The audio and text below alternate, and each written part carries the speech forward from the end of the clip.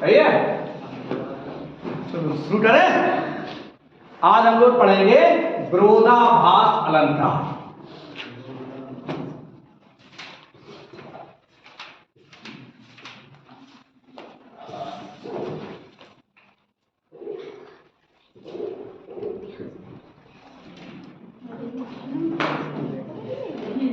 विरोधाभास अलंकार क्या है? यह कैसा शब्द है? इसमें कौन सी संधि है?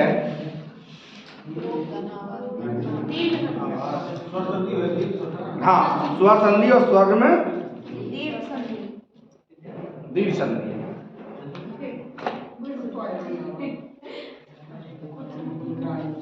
चलो,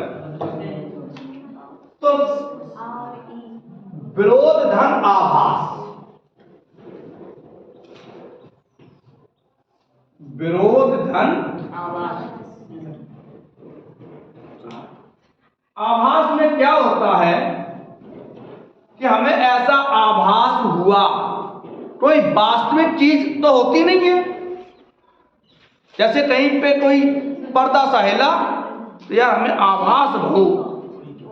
तो जहां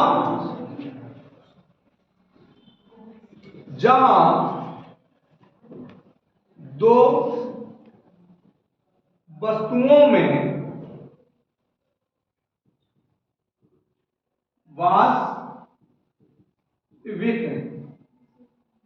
जहां दो वस्तुओं में वास्तविक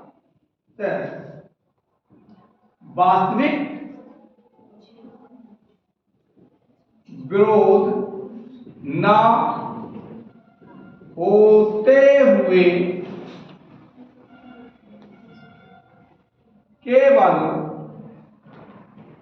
विरोध का आभास हो, वास्तविक विरोध ना हो। जहां दो वस्तुओं में वास्तविक विरोध ना होते हुए केवल विरोध का आभास हो, मतलब वास्तविक विरोध ना हो, उसे हम विरोधाभास कहते हैं। जैसे थोड़ी देर के लिए हम मान लेते हैं कि यदि आंखों में नमक चला जाए, आंखों में क्या चला जाए? नमक चला जाए, तो नमक आंखों में जाके लगेगा, मरियो नहीं मर जात पे तो पहुंचे जो अम्मा दद्दा पप्पा पप्पा सब याद आएगी। कभी कहता है मीठी लागे, मीठी लागे अखियन लुनाई, मीठी लागे अखियन लुनाई। अब देखो कि आंखों में लुनाई का मतलब होता है लवण, लवण का मतलब होता है नमक। तो आंखों में जब नमक जाता है तो क्या मीठा लगेगा? यहां वास्तविक विरोध नहीं है, केवल विरोध का आभास है, उसे कहते हैं हम विरोधाभास। जैसे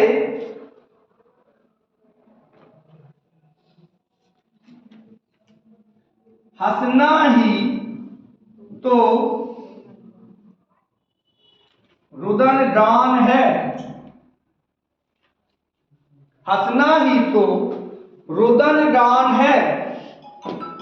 तो ये क्या है? ये वास्तविक विरोध नहीं है, यहां क्या है? विरोध का आभास है। जैसे सुध आए सुध जाए, सुधी आए सुधी जाए। अब बताओ यहां क्या है? सुध आए सुध जाए, सुध माने होती है याद, याद आई और याद चली गई, ऐसा तो नहीं है। विरोध है कि याद आने पर याद कैसे चली जाएगी। तो जहां दो वस्तुओं में, दो पदार्थों में वास्तविक विरोध ना होते हुए भी केवल विरोध का आभास होता है, उसे हम विरोधाभास अलंकार कहते हैं। समझ में आया? और देख लेते हैं।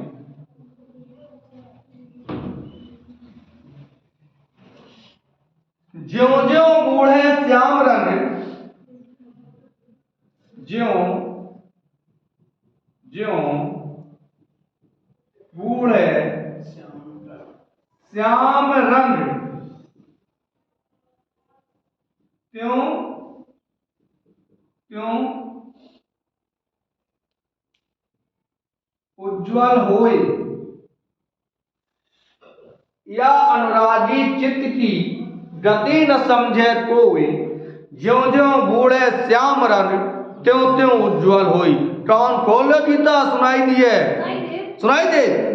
चलो, आज सवेरे हमने देखी एक दौड़ लड़की दौड़ लगा रही थी, कम्बल लपेटे, ऊपर से नीचे तक बोरा थी टसी, बेचारी दौड़ लगा रही थी।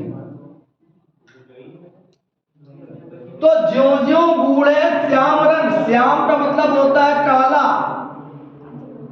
कोई वस्तु काले रंग में डुबाई जाए तो कैसी हो जाएगी? काली हो जाएगी। लेकिन यहां देखिए, त्यों त्यों उज्ज्वल होए। उज्ज्वल माने सफेद या निर्मल।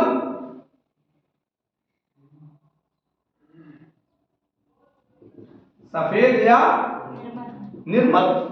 भाई काले रंग में हम कोई वस्तु डाल दें, कोई कपड़ा डाल दें तो वो कैसा हो जाएगा? काला हो जाएगा। तो वास्तविक विरोध तो नहीं है, लेकिन विरोध का केवल आभास है। ज्यों ज्यों बूढ़े श्याम रंग, त्यों त्यों उज्ज्वल होए। ये मन जैसे ही जैसे श्याम के रंग में, श्याम की भट्टी में डूबता जाता है, वैसे ही वैसे है और अधिक निर्मल होता जाता है। तो वास्तविक विरोध ना होते हुए भी कैसा है? केवल विरोध का आभास होता है, उसे हम बात करते हैं। जैसे एक उदाहरण और देख लेते हैं।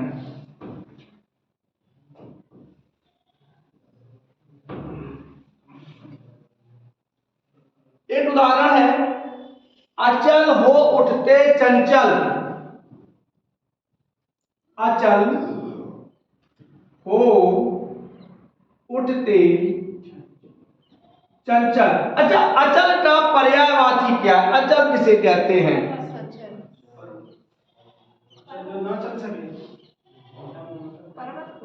हाँ, अचल पर्वत को कहते हैं। तो क्या कभी पर्वत चंचल होते हैं? पर्वत कभी? तो विरोधाभास है, विरोधाभास है। अचल हो उठते चंचल, चपल बन जाते अविचल। चपल बन जाते अविचल। जो नहीं चल सकते वो कैसे बन जाते हैं? चंचल बन जाते हैं। चपल, चपल माने जो चलते फिरते हो, अविचल जो ना चलते। जैसे कोई पर्वत कभी चंचल नहीं बन सकता, पर्वत कभी। अच्छा, इसमें ऐसी कौन सी मात्रा लगा दें जो पृथ्वी का पर्यायवाची हो जाए? नहीं, अचला। अचला पृथ्वी का पर्यायवाची है और अचल पर्वत का पर्यायवाची है। लेकिन अचला अपने आप में कैसा शब्द है? अनेकार्थी शब्द है। अचला उसे भी कहते हैं जिसे ऋषि मुनि शब्द लोग पहनते हैं। अचला, अचला नहीं बोलते, अचला। आगे देख लेते हैं। तो जहां दो वस्तुओं में, दो पदार्थों में, दो व्यक्तियों में, जैसे मैं अंधा देख रहा हूं, मैं अंधा, बेटा पढ़ा लेना, मैं अंधा देख रहा हूं, रोती हो तुम रोती हो, रोती हो तुम रोती हो। अब बताओ कि अंधा व्यक्ति देख सकता है? कोई अंधा व्यक्ति, लेकिन यहां क्या है, चाय है भैया, चाय बड़ी चीज है। मैं अंधा देख रहा हूं, तुम रोती हो, मैं अनुभव कर रहा हूं, मैं अनुभव कर रहा हूं। तो अंधा व्यक्ति देख नहीं सकता। यहां विरोध है कि अंधा व्यक्ति देख रहा है। तो जहां किस काव्य में या किसी पद में वास्तविक विरोध ना होते हुए भी दो विरोधी वस्तुओं को, जैसे काला रंग, काला कप में डालोगे तो काला हो जाएगा। दो विरोधी वस्तुओं को एक रंग में रखना विरोधाभास नहीं होता है। होता क्या है कि जब दो विरोधी वस्तुएं हो और एक रंग में डाली जाए तो एक सफेद हो जाए, एक काली रह जाए, तो उसे हम विरोधाभास अलंकार कहते हैं। जहां दो वस्तुओं, दो पदार्थों, दो व्यक्तियों के बीच वास्तविक विरोध ना होते हुए भी केवल विरोध का आभास हो, वास्तविक विरोध ना हो, उसे हम विरोधाभास कहते हैं। आगे बढ़ते हैं।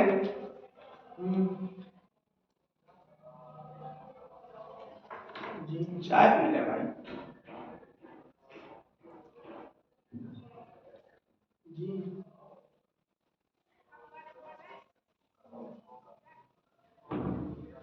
जैसे हंसना ही तो रुदन गान है, अब रोना कोई गाना है। जैसे मैं जीता मरा, चाय बड़ी अच्छी लगती है। मैं जीता मरा, देश प्रेम जिसमें न भरा। वह जीता मरा, देश प्रेम जिसमें ना भरा। वह जीता मरा, क्या जीता हुआ व्यक्ति मर सकता है? नहीं मर सकता है। तो वो क्या है? विरोधाभास। अगला अलंकार आता है हमारा असंगति अलंकार।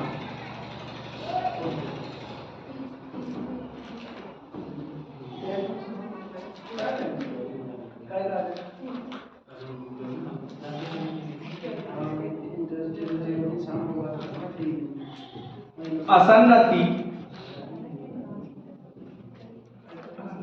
अच्छा असंगति क्या है? असंगति का अर्थ होता है जहां ना संगति, किसी के साथ ना रहना, एक साथ ना रहना, उसे हम असंगति कहते हैं।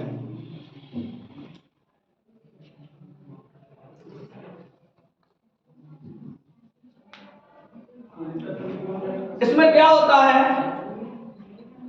कि जब कोई वस्तु, पहले समझ लीजिए, जब कोई वस्तु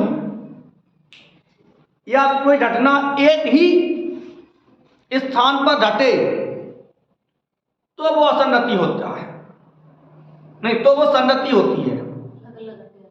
हाँ, जैसे एक पिक्चर आई थी रन, उसमें एक वो कॉमेडियन कहता है कि जरा दर्द हो रहा था सिर में, टांचा लगा दिया पेट में। ये संगति नहीं है, ये असंगति है। डॉक्टर से कहा कि साहब हाथ टूट दो, पट्टी बांध दो, और वो हाथ में ना बांध दे, सर में पट्टी बांध दे, तो क्या है? असंगति। एक पिक्चर आई थी संजय कपूर और परेश रावल की, राजा।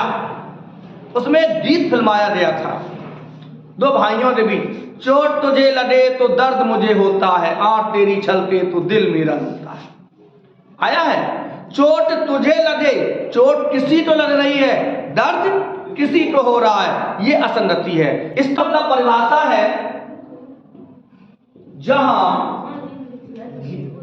कारण कहीं हो और उसका प्रभाव कहीं और पड़े। जहां कारण कहीं हो और उसका प्रभाव कहीं और पड़े उसे असंगति कहते हैं।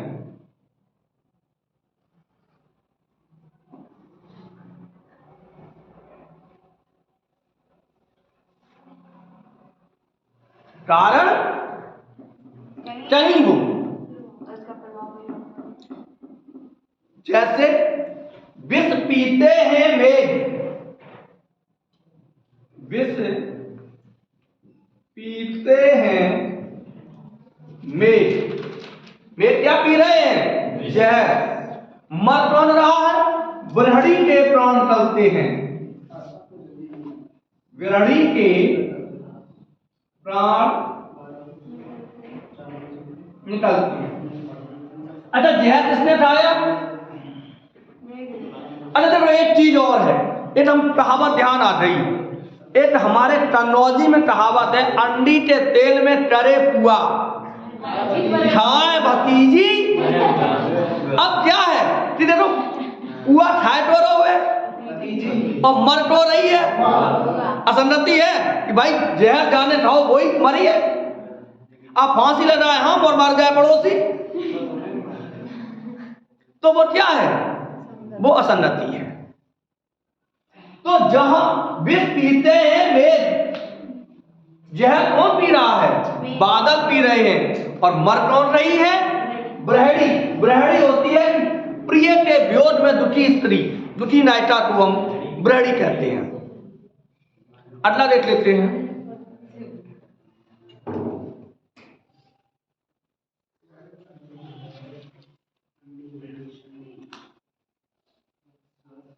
दूसरा भाग, मतलब परिभाषा बड़ी सरल है कि जहां कारण कहीं हो और प्रभाव कहीं और पड़े। घाव लखन हृदय, घाव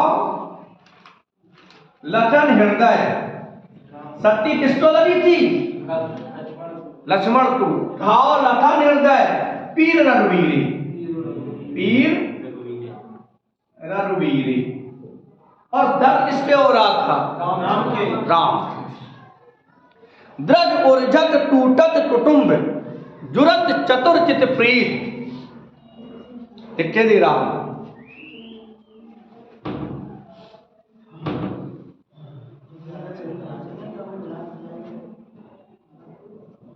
द्रज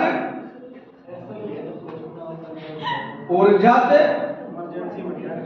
टूटत कुटुंब,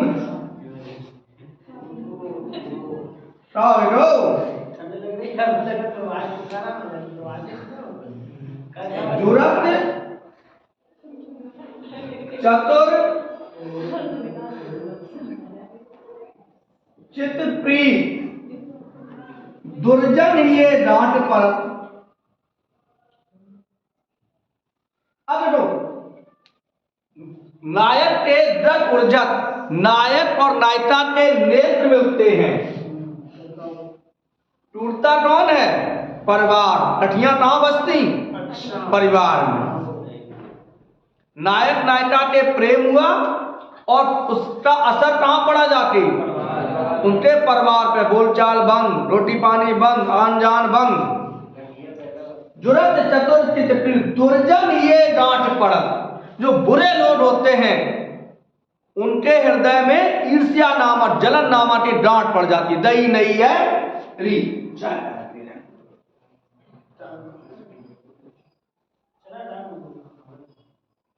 अरे हम कौन सा तुम्हें रहते हैं, जान ही तो है।